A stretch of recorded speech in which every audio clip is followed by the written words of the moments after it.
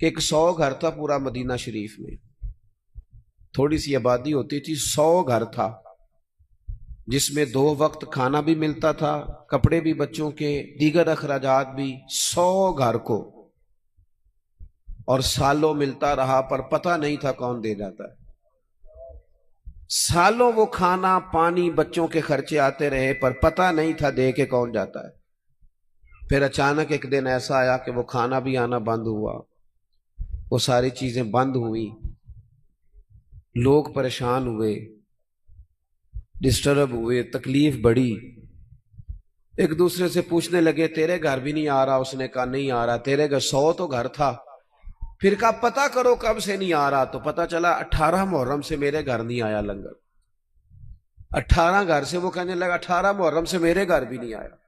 وہ جب غریبوں نے تاریخیں ملائیں 100 گھروں نے، تو 18 محرم سے ہی لنگر بند ہوا۔ پتہ کرو 18 محرم کو کیا ہوا، تو پتہ چلا 18 محرم کو امام زین العابدین کا انتقال ہوا۔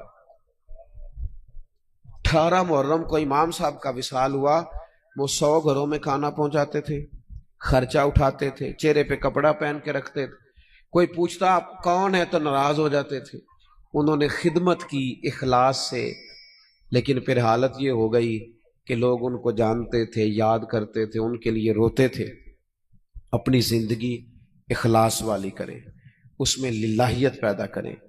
آپ تھوڑا کام کریں لیکن ریاکاری سے، تسنع سے۔ میں تو دیکھتا ہوں، بڑی مہربانی کی بات سنیں، کیا مسئلہ ہو گیا، اطمینان سے سارے دوست تشریف، اللہ آپ کو لمبی زندگی صحت والی دے۔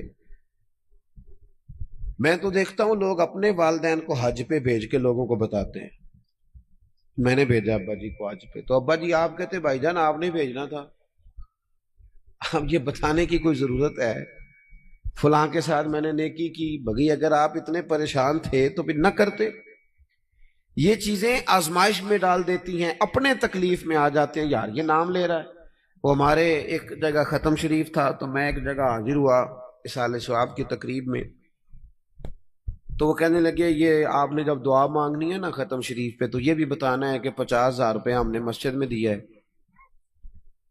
اور یہ اتنا اتنا کچھ جو ہے وہ ہم نے اور بھی خدمات کی ہیں، یہ والد صاحب کے لیے نا ذرا بول دیجیے گا۔ تو میں نے انہیں کہا ٹھیک ہے، دعا مانگ دی، میں نے کہا جو پڑھا پڑھایا ہے۔ وہ بعد میں مجھ سے کہنے لگے آپ نے بتایا نہیں۔ میں کہا کنوں دسنا ساجی؟ کہنے لگے وہ ذرا، میں نے کہا خدا کے بندے ابا جی کیا دے گئے آپ کو زندگی پوری میں؟ کہنے لگے بڑا کچھ۔ تو میں نے کہا انہوں نے بھی مسجد اعلان کرایا تھا کہ میں بچوں کو زمین دے کے جا رہا ہوں، گھر دے کے جا رہا ہوں، تو کہاں اعلان کرایا تھا؟ کہنے لگے نہیں۔ تو میں نے کہا تو 50,000 دے کے اعلان کراتا پھرتا، کیا مطلب چکر میں پڑ گئے؟ اس سے تو کوفت پیدا ہوتی ہے۔ اپنی زندگی اخلاص والی کرنی ہے، اس میں للہیت پیدا کرنی ہے، اور کوشش کریں کہ عمل ضرور کوئی نہ کوئی کریں۔ 3 باتیں میں نے آپ سے کرنی ہے آخر میں، اور ان پر آپ نے عمل کرنا ہے، کریں گے انشاءاللہ تعالی۔ ایک تو کچھ نفل نماز گھر میں پڑھا کریں، یہ ضروری ہے گھر کے ماحول کو درست رکھنے کے لیے۔ 10 نفل، 8 نفل، 6 نفل، کچھ نہ کچھ نفل نماز گھر میں ضرور ادا کریں، اس سے گھر میں برکت بھی ہوگی۔ اور حضور نے فرمایا اپنے گھر کو قبرستان نہ بناؤ، کچھ نماز گھر میں بھی پڑھا کرو۔ دوسرا، کچھ قرآن مجید کی تلاوت گھر میں ضرور کرنی، یہ اپنا ذوق بنائیں۔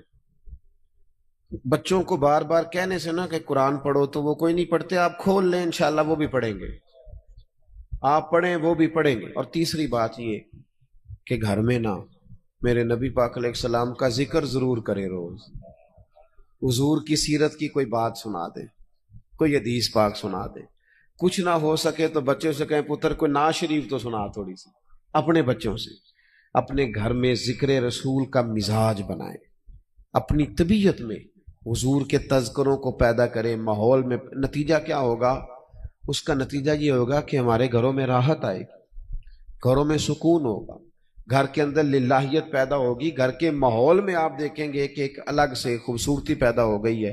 اپنی زندگی میں بہت سارا اخلاص پیدا کریں، بہت ساری للہیت، کوئی بھی خیر کا کام کریں تو تصنع سے، بناوٹ سے، ریاکاری سے اپنے آپ کو بچائیں۔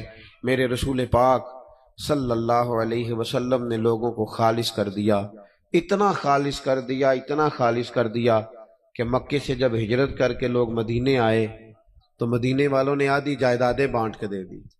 सगे भाई को नहीं दी जा सकती। लोग लड़ाइयां करते हैं, कार्नर वाली जगह मेरी तो फलानी मेरी। उन्होंने क्यों दे दी? वो मुखलिस बड़े थे, उनमें लिल्लाही, और उन्हें दे के तकलीफ कोई नहीं हुई, उन्हें दे के राहत हुई। अब ये कि आप किसी भी शख्स के साथ राब्ता करते हैं, ये जो पीरी मुरीदी थी ये भी बुनियादी तौर पर इस्लाही ताल्लुक था कि हम किसी से तरबियत का रिश्ता कायम करें। इसमें दम, दुआ, दुरूद, बरकत, तो ये तो चीजें लोगों ने काहली की वजह से इल्ला माशाअल्लाह शामिल करनी, वरना इसकी असल रूह तो यही थी कि किसी ऐसे शख्स के पास जाएं जो हमारी तरबियत करे। आमदाम बरसर मतलब कोई भी जरिया और इख्तियार किया जाएगा ना, कोई दानश्वर, कोई अदीब, कोई बड़े से बड़ा स्कॉलर जो अपनी तरफ से तरबियत करेगा तो उसकी तरबियत नाकिस रह जाएगी। कामिल तरबियत किसकी होती है? कामिल तरबियत अंबिया किराम की होती है, क्योंकि वो वही इलाही के साथ इंसानों की तरबियत करते हैं। और अगर बिल्कुल ही कामिल, अकमल और मुकम्मल तरबियत देखनी हो तो वो फिर मदीने वाले महबूब की तरबियत सल्लल्लाहु ताला अलैहि वसल्लम। हर आदमी चाहता है कि बेहतरीन सा रास्ता जिंदगी में मिल जाए, तवाना करके वो अपने शब व रोज को गुजारे, फाल, मुतहर्रक और बेहतरीन जिंदगी हो और अपने आप से वो फायदा उठाए। हमने जब मैट्रिक किया था ना, आप में से भी ढेर सारे लोगों ने जब मैट्रिक किया था, तो जो बंदा हमें ये बताता था ना कि ये वाले मजमून रख लो, वो सबसे अच्छा लगता था। जो मशवरा देता था कि इस तरफ चले जाओ, इस तरफ चले जाओ। फिर जब लोग बिजनेस की फील्ड में आते हैं, कारोबार की लाइन इख्तियार करते हैं, तो उस वक्त भी जो अच्छा मशवरा देता है कि ये वाला काम कर लो, ये तो वो सबसे अच्छा लगता है, क्योंकि वो हमारी बात करता है। तो हम चाहते तो है ना कि हमें कोई रास्ता दिखाए। हमारी ख्वाहिश तो होती है ना कि कोई हमें उंगली पकड़ के चलाए। हर दौर में इंसान को मुशावरत की जरूरत तो होती है ना। अल्लाह ने यह रास्ता आसान किया, हमारी इस्लाह के लिए बेहतरीन नमूना दिया। फरमाया इधर उधर ना देखना, लक़द कान लकुम फी रसूलिल्लाहि उस्वतुन हसना। तुम्हारे लिए नबी पाक अलैहिस्सलाम की जिंदगी में बेहतरीन नमूना है, बेहतरीन। एक छोटा सा पहलू है, इसे याद रख लीजिएगा, नफा देगा। गैर मशरूत इताअत, इत्तिबा और गुलामी सिर्फ नबी पाक की, यानी आप आंखें बंद करके हुजूर के उस्वा हसना पे अमल करें, गैर मशरूत। बाकी पीर साहब की, उस्ताद साहब की, बाप की, माँ की, इन सब की फर्मा बरदारी मशरूत है। अगर शरीयत के मुताबिक हुक्म देंगे तो फर्मा बरदारी की जाएगी, और अगर शरीयत के मुताबिक हुक्म नहीं देंगे तो फर्मा बरदारी नहीं की जाएगी। लेकिन चूंकि नबी पाक का हर फेल शरीयत है, मुस्कुरा देना भी दीन है और जलाल फरमा देना भी दीन है। नबी करीम अलैहिस्सलाम का अता करना भी दीन है, और किसी शख्स को किसी और हिकमत की तरफ फेर देना ये भी दीन है। तो तुम्हारे लिए बेहतरीन नमूना है नबी पाक की जिंदगी में, बेहतरीन। आजकल सबसे ज्यादा कमजोरी हमारे नौजवानों में, जिस चीज की इस्लाह की बहुत ज्यादा जरूरत है, वो ये है कि मुस्तकिल मिजाजी नहीं। सुबह एक प्रोग्राम बनाते हैं, दोपहर होने से पहले नया बना लेते हैं, शाम को कोई और सोच आने लगती। मुस्तकिल मिजाजी नहीं, किसी काम में भी ठहराव नहीं। 4 दिन नमाज शुरू की तो तहज्जुद भी शुरू हो गई, और फिर छोड़ी तो 5 भी गई। मुस्तकिल मिजाजी इतनी बड़ी जरूरत है कि नबी करीम सल्लल्लाहु ताला अलैहि वसल्लम ने इरशाद फरमाया, सैयद आयशा रवायत करती हैं, हुजूर फरमाने लगे, अल्लाह को वो अमल ज्यादा पसंद है जो थोड़ा किया जाए पर रोज किया जाए। मुस्तकिल मिजाजी। अब ये जो आया करीमा है ना, जो मैंने तिलावत की, बड़ी मारूफ है, आप में से ढेर सारे लोगों को आती होगी। ये आयत अगरचे अपने उमूम पर है, लेकिन नाजिल एक खास मौके पे हुई थी। ये गज़वा खंदक का मौका था। सारे काफिर बयक वक्त मदीना शरीफ पे हमलावर हो गए। 10,000 का कमोबेश लश्कर लेकर इकट्ठे होके मदीने पे हमला। सर्दी कड़ाके की थी, कहत पड़ा हुआ था। अब इतने बड़े लश्कर का मुकाबला कैसे करें? अल्लाह करे आप मोबाइल कम देखे और मेरी बात ज्यादा सुने, आमीन तो कहिएगा। دعا کی ہے نا جی، دعا میں تو شامل ہونا چاہیے. اب کیسے مقابلہ کریں؟ تو مختلف صحابہ نے مختلف رائے دی. حضرت سلمان فارسی رضی اللہ تعالیٰ عنہ عرض کرنے لگے یا رسول اللہ، ہمارے علاقے میں خندق کھودی جاتی، بڑی خندق جس کو تیز دوڑنے والا گھوڑا کراس نہ کر سکے وہ خندق کھودتے ہیں. اب دھوپ میں اور سردی میں خندق کھودنا کوئی معمولی کام ہے؟ چھوٹی سی بات ہے، مجھ سے کوئی ناراض نہ ہو جائے.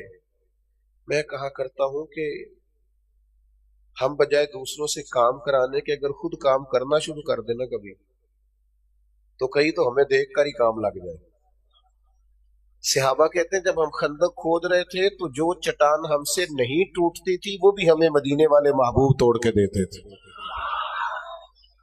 اور پھر اتنے سخت حالات ہیں کہ چاروں جانب سے مدینہ شریف کا محاصرہ کیا ہوا ہے لوگوں نے، اور قحط ہے، اور حالات ایسے ہیں کہ سخت سردی ہے، ہر آدمی پریشان ہے، مدینہ شریف کا زمینی راستہ کٹ گیا ہے دوسرے علاقوں سے. لیکن قربان جائیں، فرماتے حضور کے حوصلے کا یہ حال تھا، امید دلانے کی یہ کیفیت تھی کہ وہ چٹان ہم سے ٹوٹتی نہیں تھی، محبوب چٹان توڑ رہے ہیں. فتح تو ابھی بظاہر مکہ بھی نہیں ہوا، لیکن محبوب ایک ضرب لگاتے تو ایک ملک فتح ہونے کی خوشخبری سنا دے. یہ جو ہر وقت مایوسی کی خبریں ہیں نا، کچھ بھی نہیں ہو سکتا، حالات بڑے خراب ہیں، پتہ نہیں کیا ہونا ہے. اور بھائی کوئی خیر کی بات بھی کیا کر، کبھی کوئی اچھی خبر بھی ایک دوسرے سے شیئر کیا کر. ایک چٹان پر حضور نے ایک ضرب چٹان پہ لگائی تو فرمایا لو بھی روم فتح ہو گیا.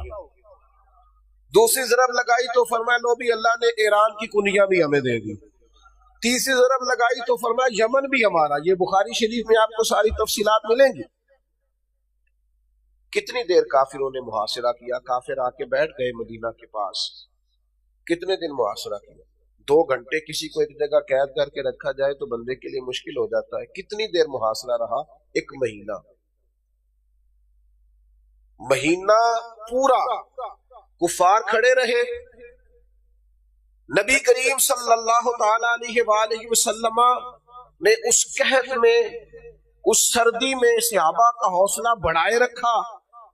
ان ساری پریشانیوں میں جب نبی پاک ڈٹ کے کھڑے رہے تو اللہ نے فرمایا میرے محبوب کے غلاموں، اور چھوٹی چھوٹی بات پہ گھبرا جانے والے مومنوں، ادھر دیکھو نا میرے محبوب کی طرف. لقد کان لکم فی رسول اللہ اسوۃ حسنہ، تمہارے لیے بہترین نمونہ ہے نبی پاک کی زندگی میں. عزم، حوصلہ، ہمت، جفا کشی، فعال زندگی، متحرک وقت، کام کرنا، جدوجہد کرنا.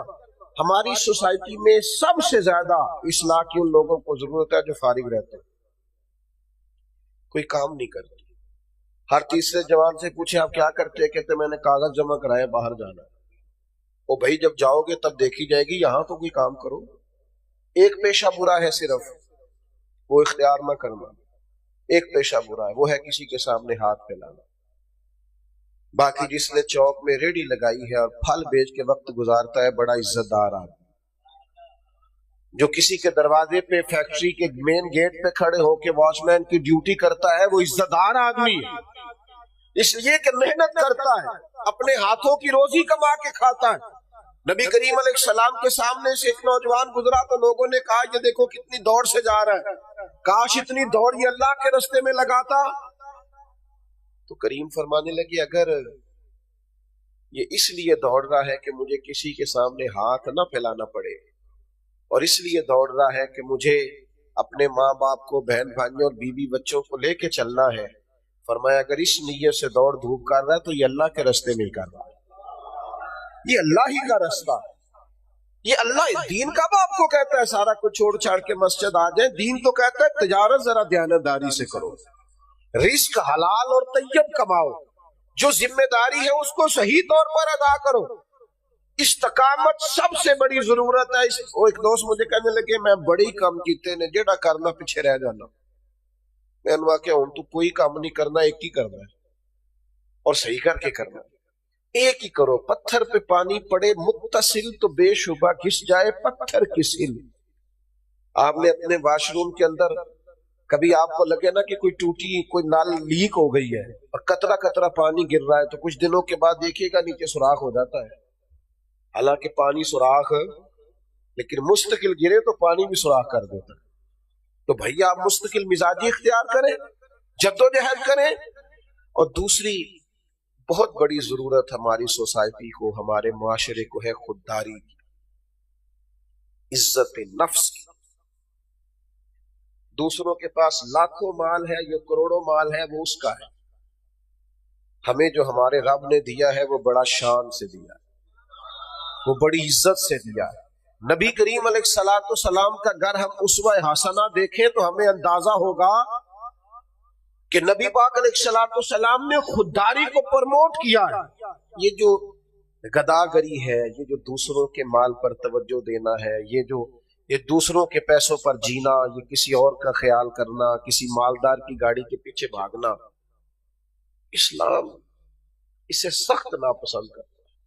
حضور فرماتے ہیں جس شخص نے بغیر ضرورت کے کسی کے سامنے سوال کیا وہ قیامت میں اس طرح آئے گا کہ اس کے چہرے پر گوشت نہیں ہوگا. یہ ہاتھ پھیلا رہا ہے, یہ مانگ رہا ہے. کتنا لمبی لسٹ بن گئی ہے مفت خوروں کی, کتنی بڑی تعداد ہے جو کوئی کام نہیں کرتے. وہ خدا کے بندو, حضور علیہ الصلوۃ والسلام نے فرمایا سب سے بہترین روزی وہ ہے جو تم اپنے دو ہاتھوں کی محنت سے کما کے کھاتے ہو. سب سے پسندیدہ روزی. ہمیں ضرورت ہے اس بات کی. ہمارے ساتھ ایک دوست پڑھا کرتا تھا, تو یہ 3 مہینے کی چھٹیاں نہیں ہوتی اسکولوں میں, تو وہ کیا کرتا, وہ والد صاحب غریب تھے اور کچھ ضعیف زیادہ تھے. وہ کیا کرتا کہ وہ, اب تو خیر مجھے پتہ نہیں کیا روٹین ہے, لیکن ہم جب اسکول میں پڑھتے تھے تو 3 مہینے کی چھٹیوں میں کام بھی 6 مہینے جتنا مل جاتا تھا, ساری کتابیں لکھ کے لے آنا. تو وہ پہلے 8 دنوں میں دن رات کر کے سارا چھٹیوں کا کام ختم کرتا اور پھر وہ مستریوں کے ساتھ مزدوری کرنے جاتا. تو کچھ لوگ اس پر اعتراض بھی کرتے کہ کیا تجھے مسئلہ ہے, پیسے جوڑنے کا شوق ہے. تو ایک دن پھر اس نے بتایا, کہنے لگا والد صاحب بوڑھے ہیں اور میں جوان ہوں, اب میرا ان سے خرچہ مانگنے کو دل نہیں کرتا. میں اتنا جوان ہو کے اپنے باپ کو تکلیف دوں, میں اب بڑا ہوں, اب میں ان کو کچھ دوں. یہ خودداری, یہ کیفیت ملت کے جوانوں میں پیدا ہونا بڑا ہی ضروری ہے. ہم آہستہ آہستہ وہاں پہنچ گئے ہیں کہ ایک بہت بڑا طبقہ ان لوگوں کا ہے جو کوئی کام نہیں کرتے, جدوجہد نہیں کرتے, ہمت نہیں کرتے, کوشش نہیں کرتے. سوسائٹی میں بڑی اشد ضرورت ہے کہ نوجوانوں کا مزاج محنت کا بنے, جدوجہد کا بنے, کاوش کا, کوشش کا بنے. اب دیکھیے حضور کی بارگاہ سے جب بھی کوئی آیا ہے, جناب جابر ابن عبداللہ فرماتے ہیں میں نے نبی پاک سے بڑا سنا ہے پر میرے پاس نہیں ہے, یہ میں نے نبی پاک سے نہیں سنا. لفظ لا کبھی حضور کی زبان پر, ایسا کوئی محبوب کہیں ہوگا نہ کہیں ہے. بیٹھا ہے چٹائی پہ مگر عرش نشی ہے, اور ملتا نہیں کونین کو کیا کیا تیرے در سے, ایک لفظ نہیں ہے جو تیرے لب پہ نہیں ہے. اور فاضل بریلوی فرماتے واہ کیا جود و کرم ہے شہ بتہا تیرے.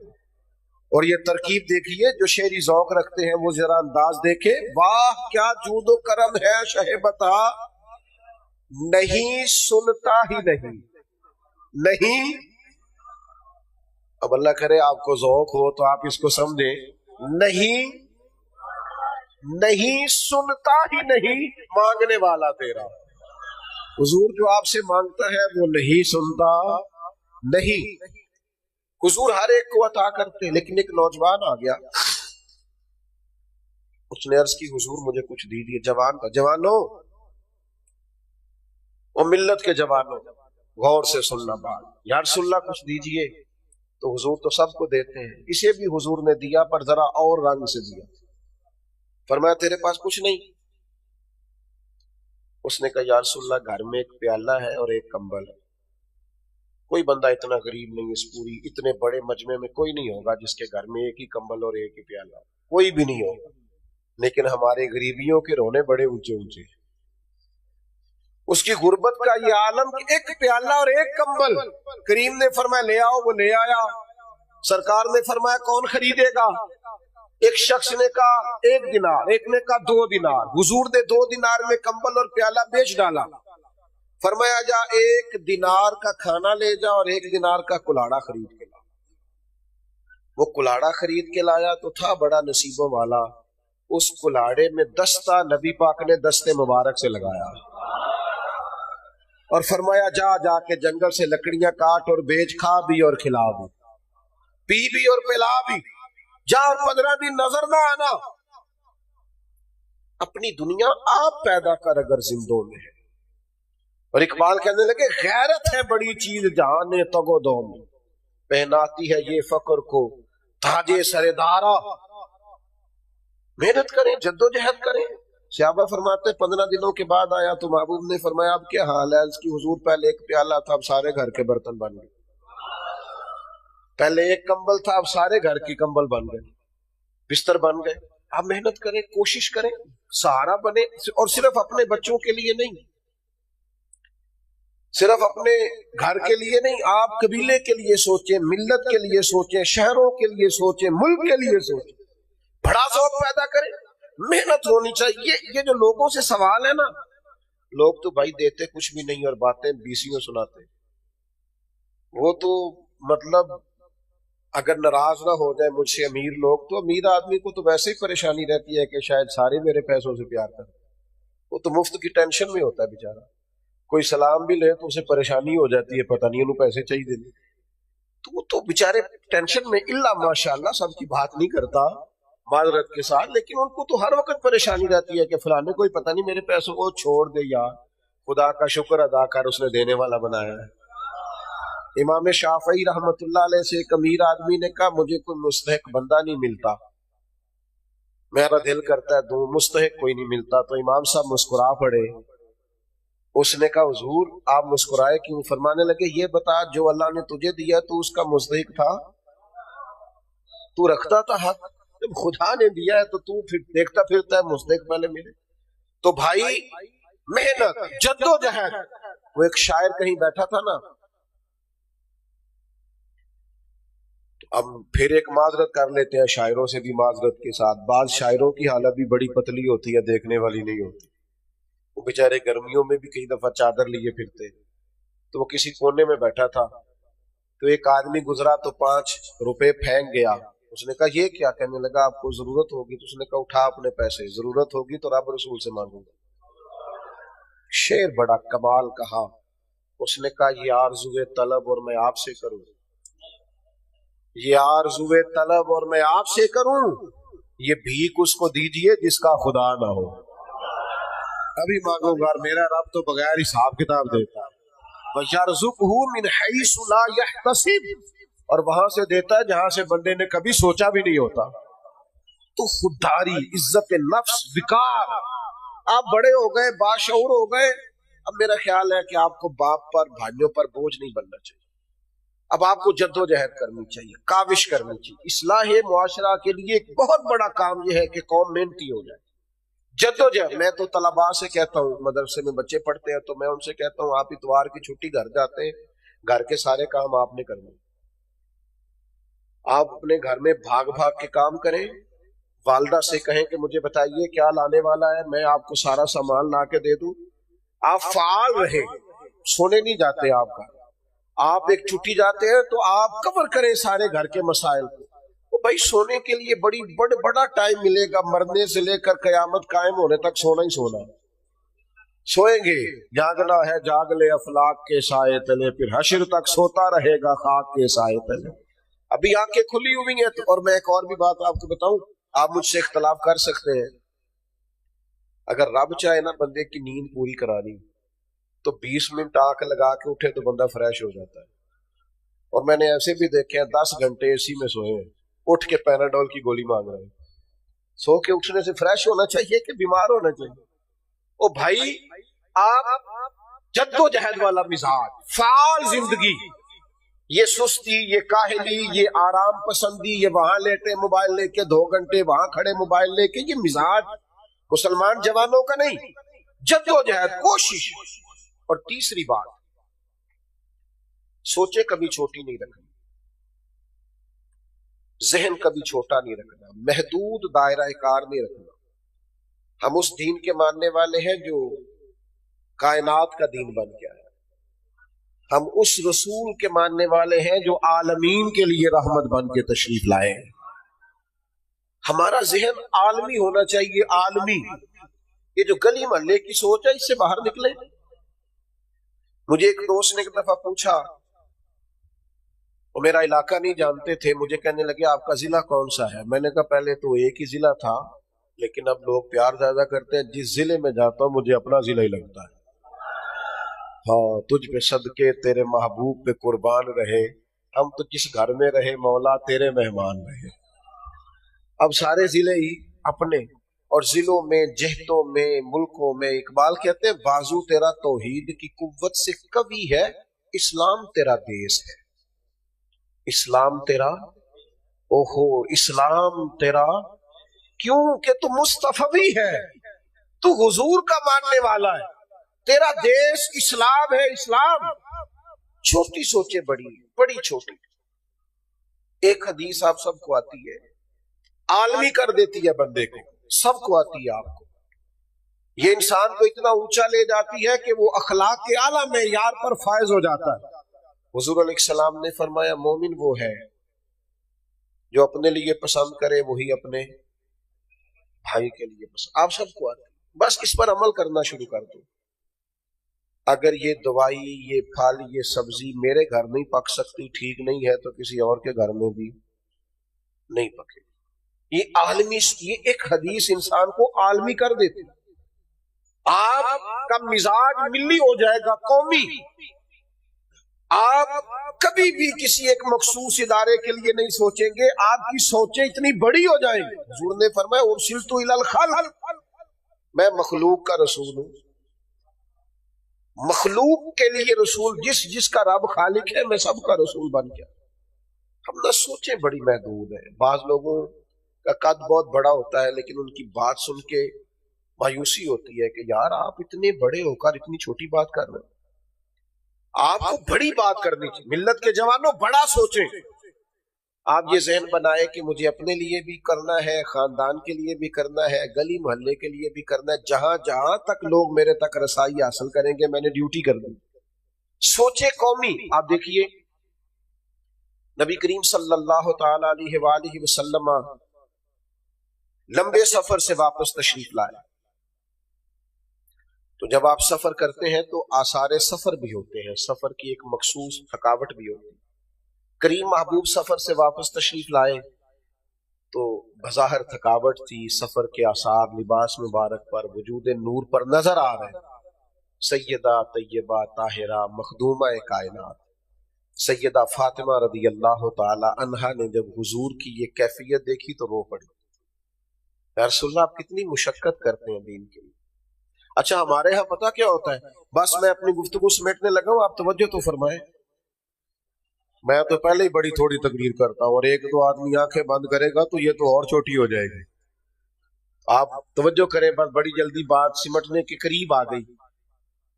ہمارا کوئی ایک دکھ بیان کرے نا، بچہ ابا جی آپ بڑی مشقت کرتے ہیں، تو ہم کہتے پتر تم تو پتہ ہی نہیں، میرے پاس تو پوری کتاب ہے۔ حالانکہ میں نہیں سمجھتا کہ وہ والی تکلیفیں ہم نے دیکھی ہوں جو ہمارے بڑوں نے دیکھی، لیکن اس کے باوجود ہر دوسرا آدمی دکھی ہے اور اس کے پاس پوری کتاب پڑھی ہے، داستان سرائی کر دے۔ سیدہ رضی اللہ تعالیٰ عنہ عرض گزار ہے، یا رسول اللہ آپ کتنی مشقت کرتے ہیں دین کے لیے، کس قدر آثار ہیں آپ کے وجود نور پر۔ تو سیدہ نے تو یہ بات کی تو اللہ کے رسول نے بات کا رخ ہی بدل دیا، حضور نے رخ بدل دیا بات کا۔ کریم محبوب فرمانے لگے فاطمہ آپ کے والد کو اللہ نے بڑے مقاصد کے لیے دنیا میں مبعوث فرمایا، بڑے مقاصد کے لیے دنیا میں مبعوث کیا ہے۔ حضور فرمانے لگے نہ کوئی گھر کچا بچے گا نہ پکا بچے گا، اور نہ کوئی جھونپڑی بچے گی جہاں اللہ ہمارے دین کے پیغام کو پہنچا نہیں دے گا۔ یہ دین غالب ہونے کے لیے آیا ہے اور یہ غلبہ پائے گا، اس کے لیے سفر تو کرنے ہیں، مشقت تو کرنی ہے، وقت فرصت ہے کہاں، کام ابھی باقی ہے، نور توحید کا اتمام ابھی باقی ہے۔ بھی تو بڑا کام کرنے والا ہے، عربوں کفار کو مسلمان کرنا ہے، ان تک دین کی بات کو پہنچانا ہے، کتاب و سنت کے اصل مفاہیم کو واضح کرنا ہے، دنیا کے اندر نبی پاک علیہ السلام کے خوبصورت نظام کا جھنڈا لہرانا ہے۔ لیکن اگر سوچیں بڑی کمزور ہوں، بڑی چھوٹی ہوں، محدود ہوں، دائرہ کار بڑا کچا ہو، کبھی برادری کی بات، کبھی محلے کی بات، کبھی ضلعوں کی بات، کیسے آگے بڑھے؟ کس طرح ہم وہ عالمی سوچ پیدا کریں گے جو ہمارے نبی کریم علیہ السلام نے ہمیں عطا کی؟ ایک بات جاتے جاتے ضرور کرنی ہے آج آپ سے، چونکہ مہینہ ہے جناب صدیق اکبر کا۔ نبی اکرم صلی اللہ تعالی علیہ وسلم کے اس عظیم غلام نے، یہ حضور کے غلام ہیں اور صحابہ سمیت پوری امت کے امام ہیں، افضل البشر بعد الانبیاء بالتحقیق، حضرت سیدنا ابو بکر صدیق سارا دن حکومت کرتے، کام چلاتے، ڈیوٹی کرتے، خلیفہ وقت، عصر کے بعد تھوڑا سا ٹائم اپنے لیے رکھا ہوا تھا، تو مدینہ شریف کی بچیاں آ جاتی، کہتی ہماری بکریوں کا دودھ دھونا ہے، ہمارے ساتھ چلے، تو صدیق اکبر ان کے ساتھ چلے جاتے۔ مختلف انداز میں یہ روایت ملتی ہے، لیکن صاحب کنز العمال نے اس طرح لکھی ہے کہ حضرت عمر فرماتے میں ایک بوڑھی اماں کا رات کو کام کرتا تھا، وہ نابینا تھی اور بے اولاد تھی، تو کچھ دنوں سے میں نے دیکھنا شروع کیا مجھ سے پہلے کوئی کام کر جاتا۔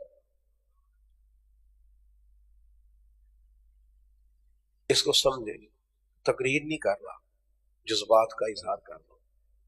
ویلے بیٹھے ہو اور محلے میں بہت ساری ایسی بوڑھی مائیں اور بوڑھے باپ ہیں جن کے بیٹے ملک سے باہر ہیں، دوائی لا کے دینے والا کوئی نہیں، تیری ساری جوانی گزر گئی موبائل لے کے لیٹے ہوئے، وقت سارا ضائع کر دیا، کتنوں کے کام آ سکتا تھا، کتنوں کے لیے تو بہتری کر سکتا تھا۔ حضرت عمر فرماتے میں اس بوڑھی کا کام کیا کرتا تھا، تو چند دن ہو گئے کوئی مجھ سے پہلے آ کے کام کر جاتا، فرماتے میں تاک لگا کے بیٹھ گیا، اور انداز میں بھی یہ روایت کتابوں میں ملتی ہے لیکن یہاں اس انداز میں، فرماتے میں بیٹھ گیا چھپ کے، تو وہی ہوا جس کا مجھے شک تھا، امیر المومنین سیدنا ابو بکر صدیق۔ فرماتے میں نے کہا عجیب آدمی، سارا دن مصروف ہے، عصر کے بعد مصروف ہے، اور رات کو تھوڑا سا ٹائم ملا ہے تو بیواؤں کے اور مجبوروں کے گھروں میں جھاڑو بھی دے رہے۔ زندگی تو گزر جائے گی، گزر جائے گی، آرام کرتے بھی گزر جائے گی۔ 1 گھنٹہ سفر طے کر کے گئے اور گھنٹہ طے کر کے کہاں گئے تھے؟ کھانا کھانے گئے۔ خدا کے بندو اتنا وقت کہاں ہے اس پہ ضائع کیا؟ اتنے کام کرنے والے، اتنی لمبی ڈیوٹی کرنی ہے، اور کھانے کھانے میں اور ہوٹلوں میں جانے میں اور وہاں جانے میں، میں اس کو حرام ناجائز نہیں کہتا، آپ کے پاس جائز پیسے آپ جائیں، لیکن جس مفہوم میں بات کر رہا ہوں اس پس منظر کو سمجھیں، زندگی کو ضائع نہیں کریں۔ آپ سیکھیں حضور کے غلاموں سے، تھوڑے وقتوں میں کتنا کتنا بڑا کام کر دیں۔ آج لوگوں سے پوری بخاری پڑھی نہیں جاتی، جس نے لکھی ہے اس کا کمال دیکھو کیسا ہے۔ آج فتاوی رضویہ پورا لوگ پڑھتے نہیں، جنہوں نے لکھا ہے اکیلے ہو کے ان کا کمال دیکھو کیسا ہے۔ ہم لوگ محنت نہیں کرتے، جد و جہد نہیں کرتے، سوچیں بڑی محدود کر لی۔ 3 باتیں میں نے آپ کے سامنے رکھی۔ ایک تو زندگی استقامت سے گزارے، صبح شام، صبح اور شام اور دوپہر، اور یہ باتیں چھوڑ دیں، یہ کمزور باتیں، یہ جوانوں والی گفتگو نہیں، مضبوط ہو جائے۔ اور دوسری گزارش آپ کی خدمت میں یہ کی ہے کہ ہم نے خوددار ہو کے جینا ہے۔ نبی پاک نے صحابہ سے بیعت لی تھی کہ میرے ہاتھ پر بیعت کرو، کسی دنیا دار کے سامنے ہاتھ نہیں پھیلاؤ، خوددار بس کر دے، آپ کے پاس جو ہے وہ اللہ کی عطا ہے، اس پر اکتفا کریں، آپ بہت اپنے آپ کو عزت دار محسوس کریں۔ اور تیسری میری آپ سے اپیل ہے، سوچیں چھوٹی نہ بنائیں، محدود۔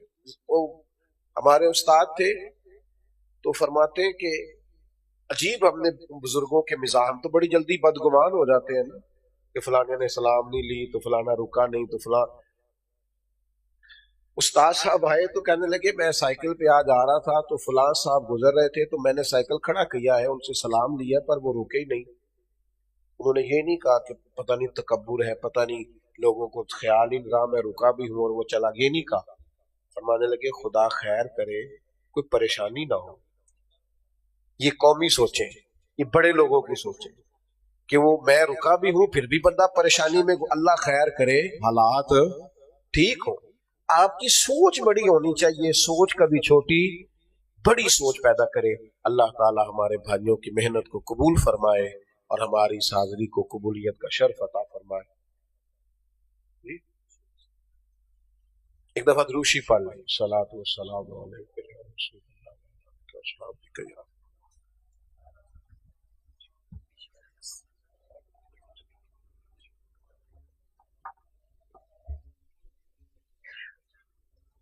اللہم صلی علی سیدنا محمد وآلہ وبارک وسلم. اللہ کریم مسلمانوں کی اس اجتماع کو اپنی بارگاہ عالی مرتبت میں قبول فرما. اس کے توسل سے ہمارے گناہوں کو معاف فرما، ہماری غلطیوں سے درگزر فرما، ہمارے علم کو نافع اور اعمال کو صالح فرما. اخلاص کی نعمت، درگزر کی دولت، خودداری، جد و جہد، عزت نفس اور وقار نصیب فرما. ہر بے چینی، ہر بے قراری، ہر الجھاؤ سے ہم سب کو محفوظ فرما. اللہ کریم وسوسوں کے غلبے سے، نفس کی شرارتوں سے، ناجائز خواہشات کے فتنے سے محفوظ فرما. امت کے حق میں رحمت والے فیصلے فرما. شام کے مسلمانوں پہ فضل فرما. اللہ فلسطین کے مسلمانوں پہ فضل فرما. پاکستان کو حضور کی سنت اور شریعت کا گہوارہ بنا دے. مالک کریم جن دوستوں نے یہ بزم سجائی انہیں بہترین جزا عطا فرما. قرب و جوار سے یا دور دراز سے جتنے احباب تشریف لائے سب کو بہترین صلہ عطا فرما. اللہ کریم دنیا ہو یا آخرت ہو ہماری پردہ پوشی فرما، ہماری پردہ پوشی فرما، ہماری پردہ پوشی فرما. اللہم انا نسألک العفو والعافیۃ فی الدین والدنیا والآخرہ.